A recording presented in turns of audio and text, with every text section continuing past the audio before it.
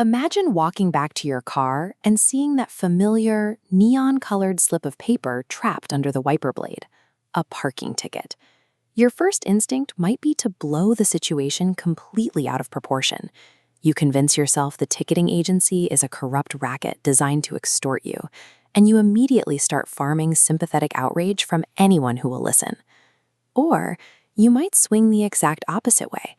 You rip the ticket into pieces and toss it in the nearest trash can, trying to make the problem simply cease to exist. Whether you inflate the crisis or pretend it never happened, the outcome is exactly the same. The debt is still sitting in the system, and your nervous system is still quietly humming with the stress of an unpaid bill. This is how we handle discomfort on a daily basis. We let flimsy feelings of anxiety dictate our actions, trapping ourselves in an endless loop of avoidance. The standard cultural advice for this is usually to just face your fears. But if you lump every anxiety into one massive, undifferentiated bucket, the problem becomes entirely too large to actually resolve. To break that cycle, we have to stop trying to conquer our anxiety with blind courage. Instead, we need to take a step back and diagnose how it actually works. Take a look at this page of handwritten notes. The word fear is drawn as a person running away. The author suggests that fear needs to be decomposed, broken down, to strip away its overwhelming authority and find the specific pain underneath. Right next to that running figure, the note poses a question. Is this feeling simply the shadow of pain? There's a marginal note expanding on that idea. You cannot outrun a shadow, but a shadow requires a light source to exist. It means you are illuminated, you are attached, and you still care about the outcome.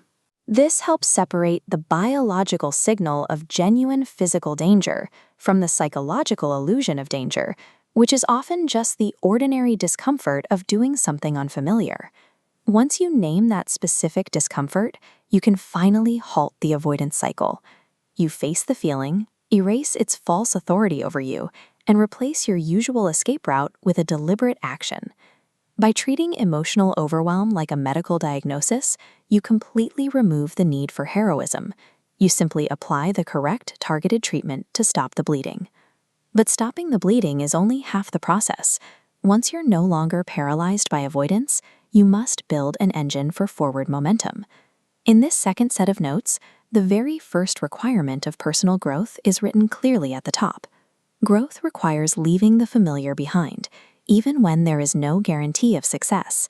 And to navigate that unknown, you don't need a rigid final destination. This moral compass drawn here is a much more practical tool. It provides a reliable bearing to move toward, while leaving plenty of room for necessary detours along the way. Moving in that direction takes a fragment of trust, but trust alone is completely inert. As this reference to James chapter 2 points out, faith by itself is not enough.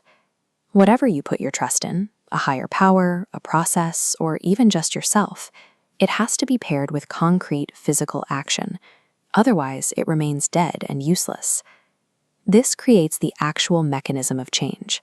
A small act of trust generates a physical deed. The physical evidence of that deed validates your trust, allowing you to take an even bigger step the next time. It becomes a self-sustaining loop of momentum.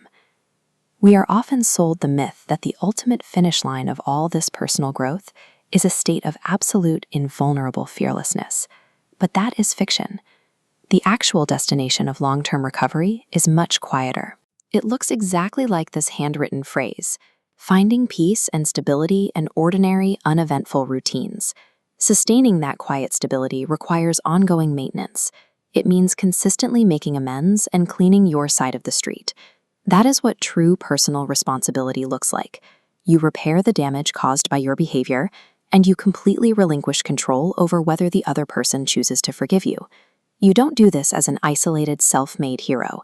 Sustainable growth requires standing beside other people and relying on community support to keep you anchored. Because the true opposite of fear is not fearlessness.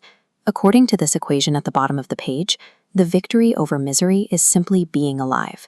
It means participating, remaining present, and accepting vulnerability as the necessary cost of a meaningful life.